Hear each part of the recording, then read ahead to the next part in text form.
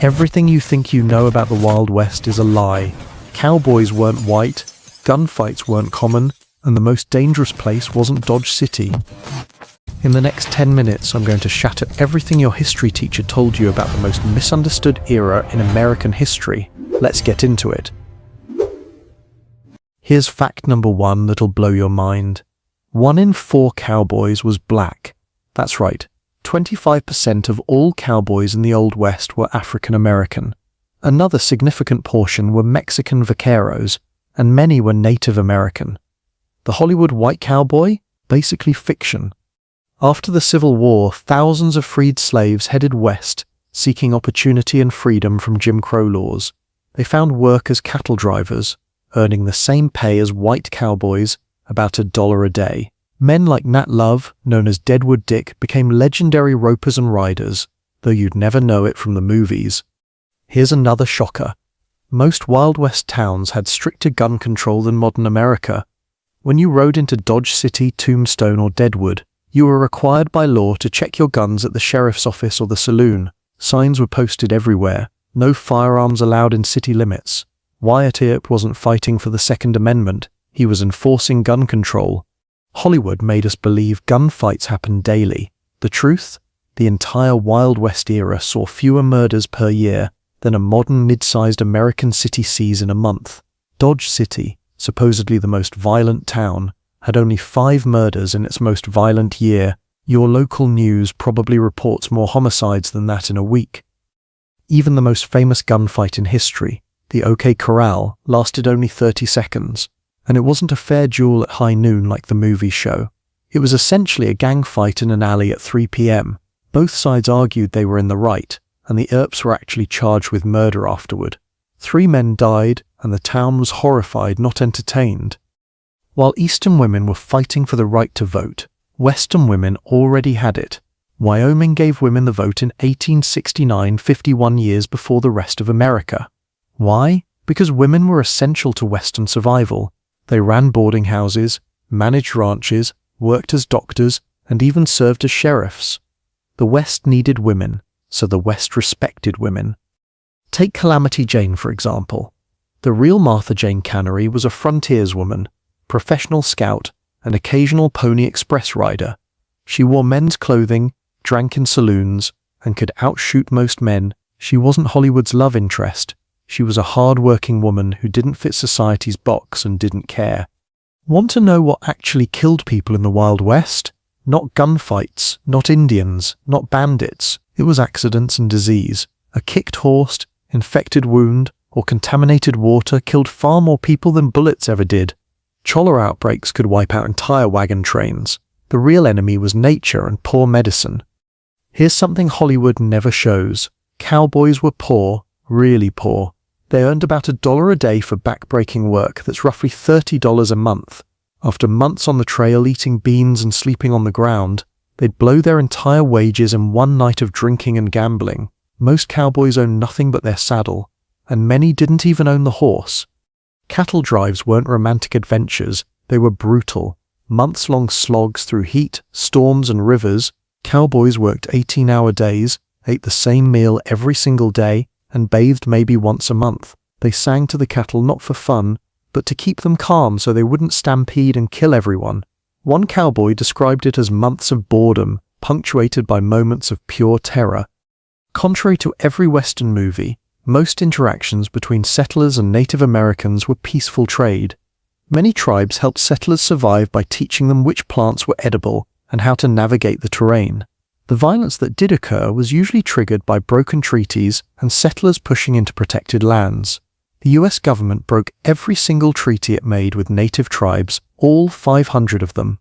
The most dangerous job in the West wasn't sheriff or gunfighter, it was miner. Mining towns had death rates that would shock you. Cave-ins, explosions, toxic gases, and silicosis killed thousands. In some camps, life expectancy was under 40. Miners worked in pitch-black tunnels for pennies, and if you got hurt, you just died. No workers' comp, no safety regulations. Towns could boom and bust in months. When gold or silver was discovered, thousands would flood in overnight.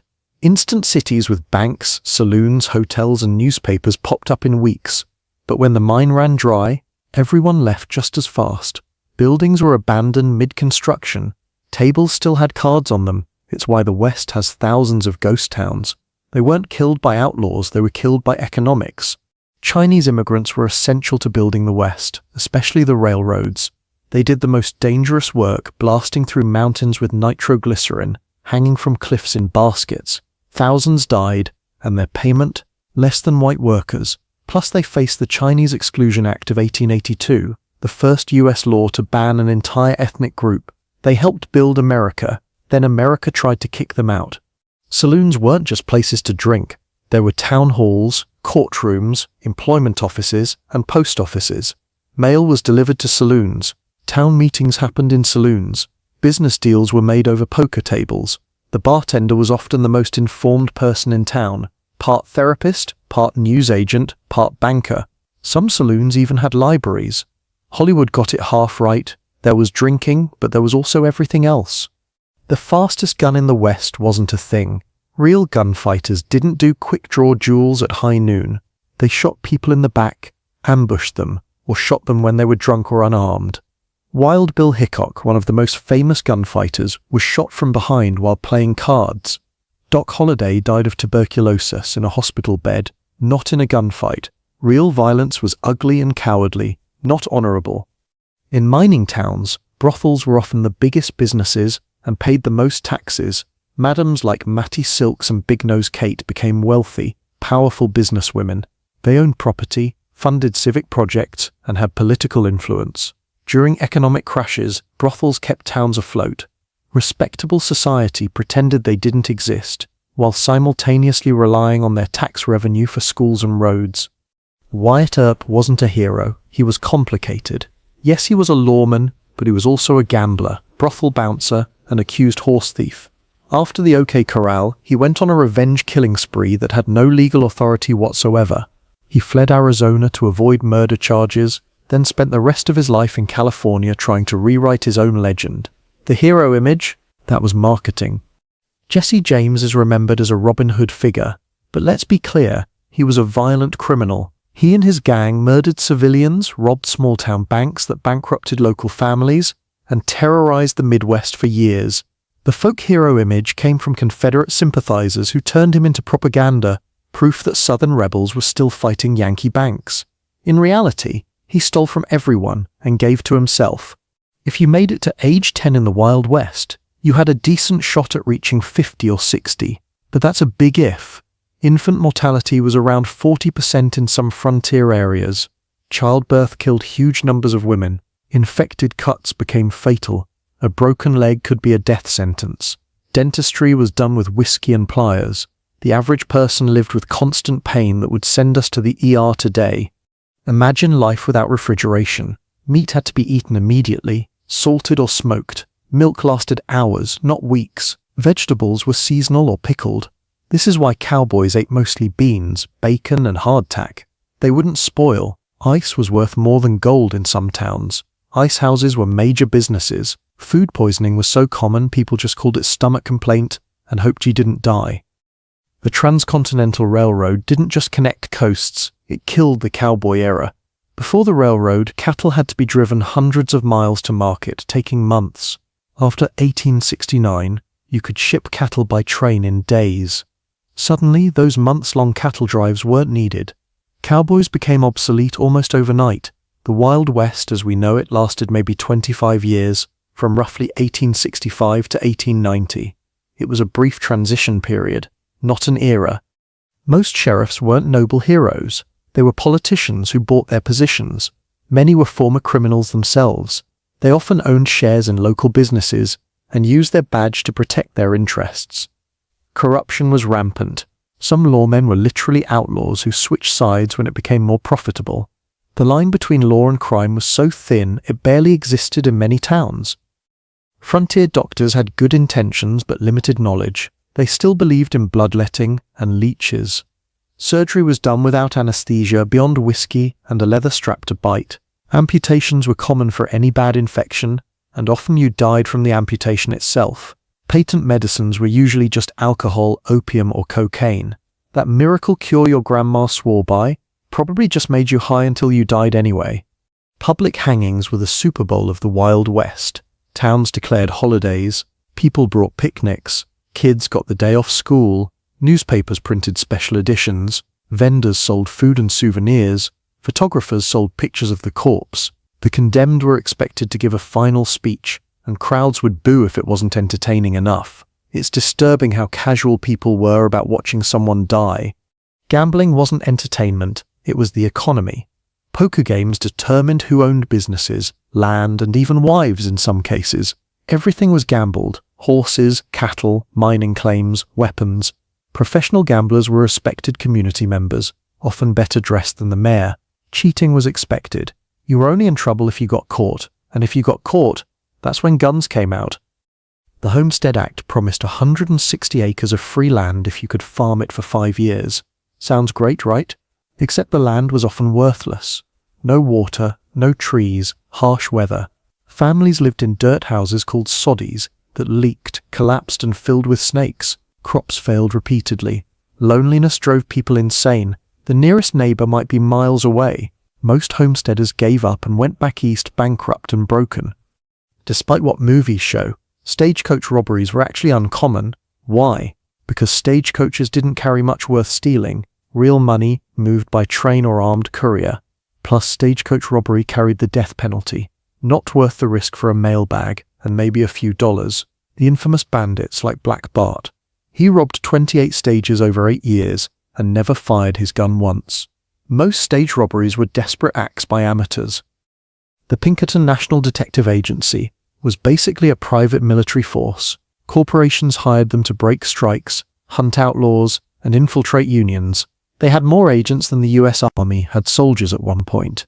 Pinkertons could arrest you, jail you, and even kill you, all while working for private businesses, not the government. They were brutal, effective, and operated with almost no oversight. Corporate mercenaries in cowboy hats. In 1870, there were 30 million buffalo in North America. By 1890, fewer than 1,000 remained. This wasn't accident, it was policy. The US Army encouraged buffalo hunters to exterminate the herds specifically to starve native tribes into submission. One general said, "Kill every buffalo you can. Every buffalo dead is an Indian gone." Hunters left carcasses to rot, taking only the hide. It was ecological warfare. Due process was a luxury most frontier towns couldn't afford. If someone was caught red-handed stealing a horse or killing someone, a mob would form, a quick trial would happen in a saloon, and by morning there'd be a body swinging from a tree. They called them necktie parties. Innocent people absolutely died this way. Vigilante justice was seen as practical, not cruel. After all, building a jail and waiting for a circuit judge cost money. Those Hollywood cowboy outfits, mostly fiction. Real cowboys didn't wear black hats and leather vests. They wore whatever was cheap and durable, usually wool pants, cotton shirts, and bandanas to keep dust out of their mouths. Chaps wore work gear, not fashion. Most couldn't afford fancy gun belts or boots with spurs. A typical cowboy looked more like a dirty farmhand than John Wayne. Practical, poor, and very, very dusty. Every building had an outhouse out back, usually just a wooden shack over a pit. No running water, no toilet paper. They used corn cobs, newspaper, or catalogue pages. And in winter you just froze. These breeding grounds for disease spread cholera, typhoid, and dysentery that killed thousands. The smell of frontier towns was overwhelming. Modern people couldn't handle it. One visitor wrote, "The stench of civilization's waste hits you a mile before you see the town." With women scarce in frontier towns, marriage agencies actually existed. Men would write letters, send a photograph, often not their own, and promise land and prosperity. Women desperate to escape poverty or abuse in the East would travel west to marry a complete stranger. Sometimes it worked out. Often it was disaster. The man was nothing like described. The ranch was a shack, or he already had a wife. But divorce was nearly impossible, so women were often trapped. The gunfight at the OK Corral didn't even happen at the OK Corral. It happened in a vacant lot next to Fly's photography studio, about a block away. The corral was just the closest landmark people knew. The whole fight lasted 30 seconds. About 30 shots were fired, and 3 men died. Newspapers sensationalized it immediately. Within weeks, it became the most famous gunfight in history, despite being a minor street fight in a small Arizona town. Tuberculosis, called consumption, was the AIDS epidemic of the 1800s. It killed 1 in 7 people. The West was actually full of sick people who'd been told dry air would cure them. It didn't.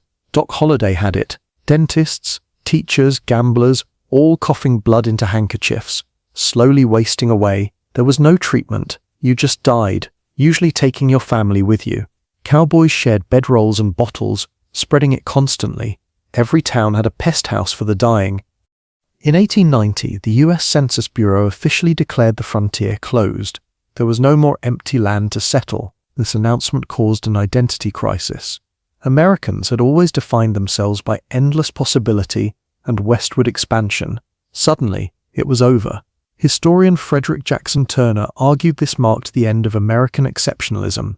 The Wild West died not with a bang, but with a bureaucratic announcement that the map was full. Before Hollywood, there was Buffalo Bill's Wild West show. Starting in 1883, it toured America and Europe, creating most of the myths we believe today. Real cowboys and Native Americans performed fake battles and trick riding. Annie Oakley became famous shooting from horseback. Sitting Bull even toured with the show briefly. It was pure entertainment, marketed as authentic history, and people believed it. Buffalo Bill created the Wild West brand while the real West was still dying. Those swinging saloon doors you see in every Western, they're real, but not for the reason you think. They weren't for dramatic entrances, they were for ventilation and surveillance. The doors let air flow through smoke-filled rooms while letting bartenders see who was coming in. Full doors would have trapped the overwhelming smell of unwashed bodies, tobacco, and spilled alcohol. Plus, short doors meant the bartender could see if you were armed before you entered. Barbed wire, patented in 1874, killed the open range faster than any law. Suddenly, wealthy ranchers could fence off thousands of acres. Small ranchers and cowboys who depended on open grazing were shut out. This sparked range wars. People were shot over fence lines. Cowboys cut fences at night. Ranchers hired armed guards.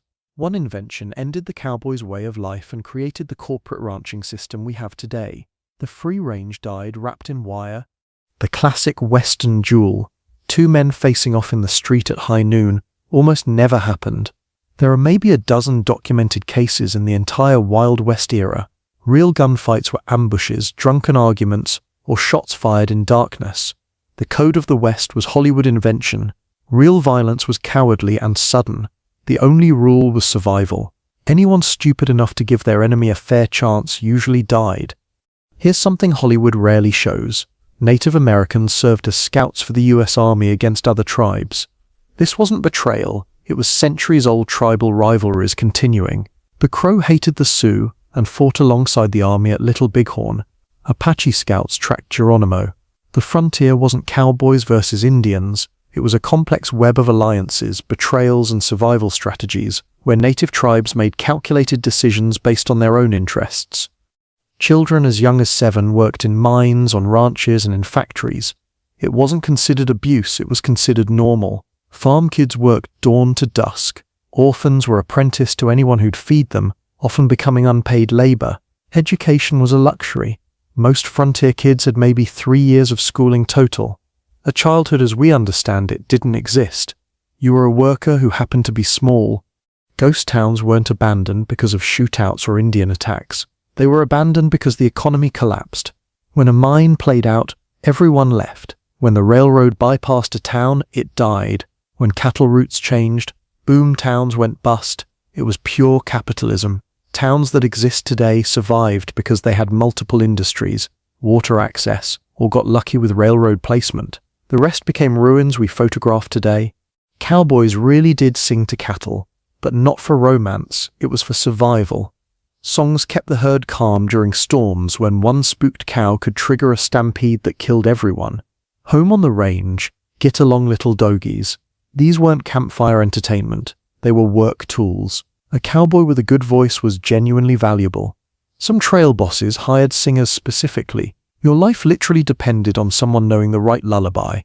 Tombstone, Arizona, site of the famous OK Corral gunfight, had a population of about 1,000 in 1881. Within 10 years it was nearly deserted. The silver mines flooded, everyone left, and it almost became another ghost town. Today, it's a tourist trap living entirely off that 30-second gunfight from 144 years ago. The town exists to recreate a violent moment that the actual residents were horrified by. That's the ultimate irony of the Wild West. The real heroes of the West weren't gunslingers. They were the people who built communities, the teachers who taught in one-room schoolhouses for almost no pay, the doctors who rode miles through storms to deliver babies, the preachers who buried the dead, the shopkeepers who extended credit when times were hard, the wives who held families together. These people built civilization, but they don't get movies because kindness doesn't sell tickets. The most common cause of death on the frontier that nobody talks about: suicide. The isolation drove people insane. Homesteaders went months without seeing another soul. Women trapped in sod houses with screaming children and no help lost their minds. Men drank themselves to death just to feel something. Diaries from the era are heartbreaking, page after page of another day alone. The emptiness of the West killed more people than violence ever did. Cattle rustling wasn't petty theft, it was identity fraud and grand larceny combined. Brands were registered like trademarks, and changing one could get you hanged immediately. Rustlers became experts at brand blotting, using hot running irons to alter existing brands. A simple C could become an O or a G. Brand inspectors at railheads checked every animal. Getting caught with altered brands meant vigilante justice before you could say trial. Your brand was literally your life. The telegraph made outlaws obsolete. Before 1870, you could rob a bank in Texas and be in California before anyone knew. After the telegraph, your description was in the next town before you arrived. Suddenly, sheriffs coordinated across territories. Wanted posters became national. The Pinkerton Agency built a criminal database. Technology, not lawmen, ended the outlaw era. You couldn't outrun electricity. The frontier closed because information traveled faster than horses. Toothaches were a death sentence. There was no Novocaine, no proper tools, no hygiene. The dentist was usually the barber, blacksmith, or anyone with pliers. They'd tie you to a chair, pour whiskey down your throat, and yank. Infections from pulled teeth killed thousands. Most adults over 30 had lost half their teeth. Dentures were carved from wood or made from other people's teeth, sometimes pulled from corpses. Smiling in old photos was rare because everyone's mouth was a disaster. In mining towns, men outnumbered women 20-1. This created a bizarre economy where women had enormous leverage. A woman who could cook charged astronomical prices for meals. Laundresses made fortunes. Dance hall girls earned more than miners. Marriage proposals happened within days of a woman arriving. This power imbalance is why Western territories gave women the vote. They literally couldn't afford to disrespect the few women they had. Building the railroad killed thousands. Chinese workers faced the most dangerous assignments, blasting through the Sierra Nevada in winter, dangling from cliffs. Irish workers died in desert heat. Both groups were paid a fraction of white workers' wages. Companies kept workers in debt at company stores. So why do we cling to the myth when the reality was so different? Because the myth serves a purpose. It's about freedom, possibility, and individual heroism. It's the idea that you can reinvent yourself on the frontier, that justice is simple, that good and evil are clear. The real West was complicated, messy, racist, brutal, and morally ambiguous. The myth is clean. We don't love the Wild West, we love what we wish America had been. The Wild West lasted maybe 25 years, but the myth has lasted 150. We've turned a brief, brutal transition period into America's founding legend. So next time you watch a Western, remember, you're not watching history, you're watching what we wished happened. If this video changed how you see the Old West, smash that like button and subscribe for more history myths destroyed. Drop a comment telling me which fact shocked you most. I'll see you in the next one.